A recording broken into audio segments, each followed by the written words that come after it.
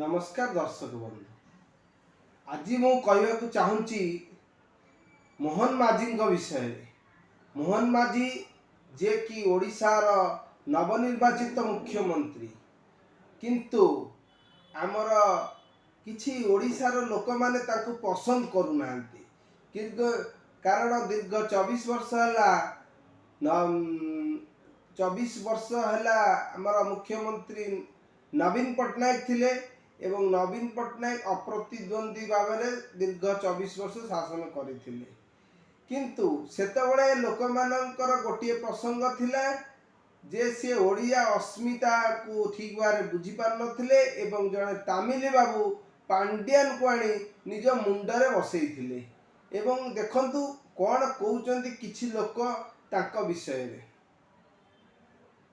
हिंदी रे बाबा जाओ कि काली जणे ओडिया कहि पानु थे, आज जणे हिंदी कहि पाना हम ओडिया लोगन कोन अछि सब एडजस्ट करने आगुर अभ्यास अछि को ग्रहण करि पाउना, कारण सी जणे आदिवासी संप्रदाय रो लोक आदिवासी संप्रदाय लोक हेतिबार लोक माने तांको ग्रहण करि पान, तांकर सादा सीधा वेशवास तांकर जो डिसीजन गुरा लोक माननकु बहुत ओडिया लोकन को बहुत भल लगुच, कारण सी समस्त सहित मिशुचंती।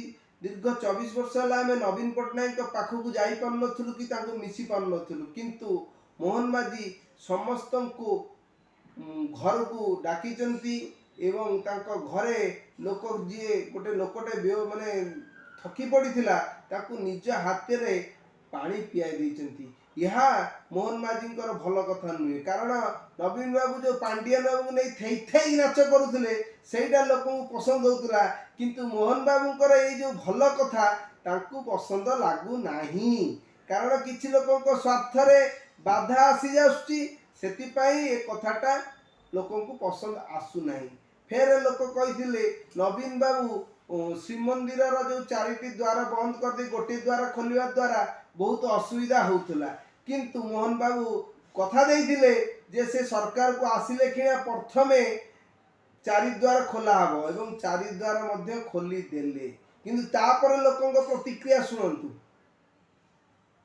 अच्छा गहली केमती थिला लोक ओ प्रबल पूरा चापी है कि गोटे लोक दीटा लोक सेंसेस पड़ी गला अवस्था माने आ निश्वास बंद हो गला पूरा हैला।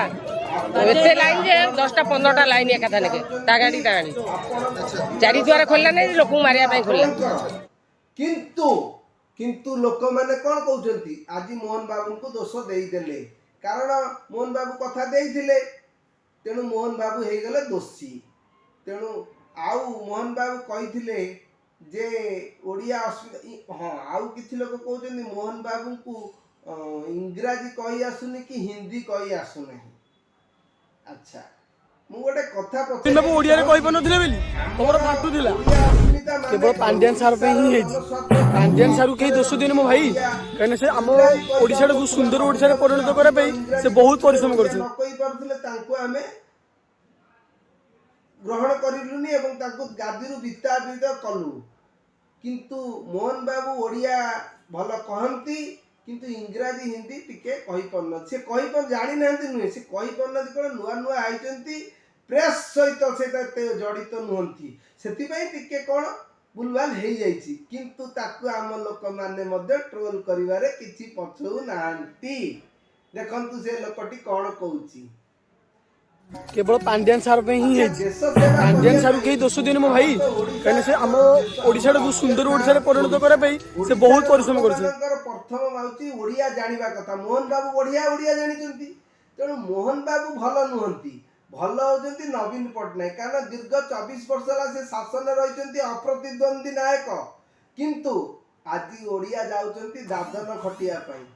ओडिसार लोक माने को पाखरे किछि संबल नाही। आज ओडिसार लोक मानकर जीविका होची जाई सूरत रे सूता मिल किए गलानी मध्य प्रदेश, किए गलानी बेंगलोर पानी पाइप काम करिया किए प्लाईवुड काम करिया। या कोन नवीन बाबू बुझी पार नथिले, लोक माने जो नवीन बाबू को प्रत्याख्यान करिसंती तार कारण होची एया, कारण दीर्घ 24 वर्ष हला ओडिया माने आज पर्यंत दादन खटिबा को जाउचंती, କାହିଁକି ଯାଉଛନ୍ତି? ଯଦି ନବୀନ ବାବୁ ଶିଳ୍ପର ଉନ୍ନତି କରିଥାନ୍ତେ ତାହେଲେ କ'ଣ ହେଇନଥାନ୍ତା? ତା ମାନେ ନୁହେଁ ଯେ ନବୀନ ବାବୁ ଖରାପ ଲୋକ ନା, କିଛି କାମ କରିନାହାନ୍ତି। 24 ବର୍ଷ ଭିତରେ ନବୀନ ବାବୁ କାମ କରିଛନ୍ତି। ଜନ୍ମରୁ ମୃତ୍ୟୁ ପର୍ଯ୍ୟନ୍ତ କିଛି ଲୋକମାନଙ୍କୁ ସବୁ ଗୋଟେ ପ୍ରକାର ବ୍ୟବସ୍ଥା କରି ସମସ୍ତଙ୍କୁ କିଛି ନା କିଛି ଦେଇଛନ୍ତି। କିନ୍ତୁ ତା ଦେହରେ ଓଡ଼ିଶାର ଉନ୍ନତି କ'ଣ ହେଲା? ଆପଣ ମାନୁଛି ମେଡିକାଲ କରିଛନ୍ତି, 5ଟି ସ୍କୁଲ କରିଛନ୍ତି। ଆଚ୍ଛା, ଭଲ ସ୍କୁଲ ହେଇଗଲେ କ'ଣ ହେବ ଯଦି ସେଠି ଇଂଲିଶ ମାନେ ଭଲ ମାଷ୍ଟର ହିଁ ନାହାନ୍ତି? ଯଦି ସ୍କୁଲରେ ମଧ୍ୟାହ୍ନ ଭୋଜନ ଖାଇବା ପାଇଁ ଲୋକମାନେ ଯାଉଛନ୍ତି କିନ୍ତୁ ସ୍କୁଲରେ ମାଷ୍ଟର ନାହାନ୍ତି, ତାହେଲେ ଭଲ ସ୍କୁଲ ନଥାଇକି ଖାଲି ସ୍କୁଲ କରିଦେଲେ, ରାସ୍ତା କରିଦେଲେ କ'ଣ ହେବ? ଆଜି ପର୍ଯ୍ୟନ୍ତ ବି ଲୋକଙ୍କ ପାଇଁ ପାଣିର ସମସ୍ୟା ଅଛି। ପାଣି ପିଇବା ପାଇଁ ଲୋକମାନେ ଏବେ ବହୁତ ଜାଗାରେ ଆପଣ ଦେଖିବେ ପିଇବା ପାଣିର ସୁବିଧା ମଧ୍ୟ ନାହିଁ। ତେଣୁ କାହାକୁ ସମାଲୋଚନା କରିବା ପୂର୍ବରୁ ଆମେ ଆଗେ ସରକାରକୁ ସୁଯୋଗ ଦେବାର ଅଛି।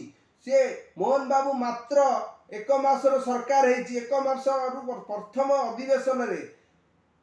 ଅଧିବେଶନରେ ନବୀନ ବାବୁ କକ୍ଷ ତ୍ୟାଗ କଲେ। ଏଇଟା କ'ଣ ଠିକ ହେଲା? କ'ଣ ପାଇଁ କକ୍ଷ ତ୍ୟାଗ କଲେ?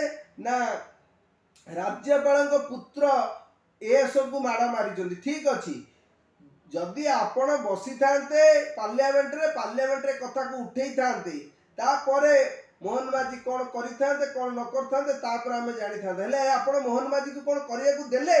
ଆପଣ କକ୍ଷ ତ୍ୟାଗ କଲେ ଏବଂ ତା ଦେହରେ କଂଗ୍ରେସ ମଧ୍ୟ ସାମିଲ ଅଛି।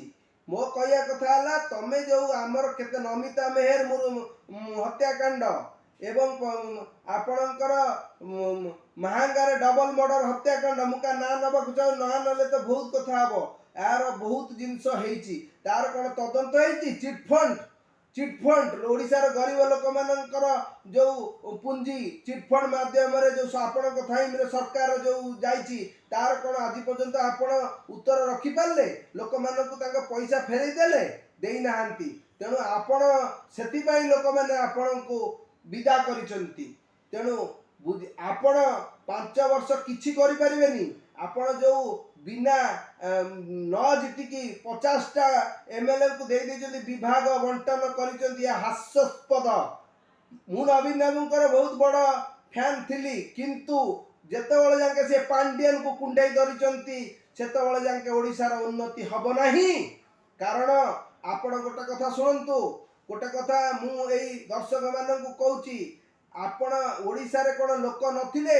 ଆପଣ ଗୋଟେ ତାମିଲ ବାବୁଙ୍କୁ ଓଡ଼ିଶାର ମୁଖ୍ୟ କରିଦେଲେ ଏବଂ MLA MP ମନ୍ତ୍ରୀମାନେ ଯେଉଁ ଟେଣ୍ଟ ବନ୍ଧା କାମରେ ଲାଗିଲେ। ନବୀନ ବାବୁଙ୍କର ଏଇ ଭୁଲ ପାଇଁ ନବୀନ ବାବୁ ହାରିଛନ୍ତି। ଆଉ ଯେଉଁ ଲୋକମାନେ ସ୍ୱପ୍ନ ଦେଖୁଛନ୍ତି ନବୀନ ବାବୁ ଆଉ ଥରେ ମୁଖ୍ୟମନ୍ତ୍ରୀ ହେବ, ୟା ଦିବା ସ୍ୱପ୍ନ, ୟା କେବେ ବି ପୂରଣ ହେବ ନାହିଁ। ବନ୍ଦେ ଉତ୍କଳ ଜନନୀ, ଜୟ ଜଗନ୍ନାଥ।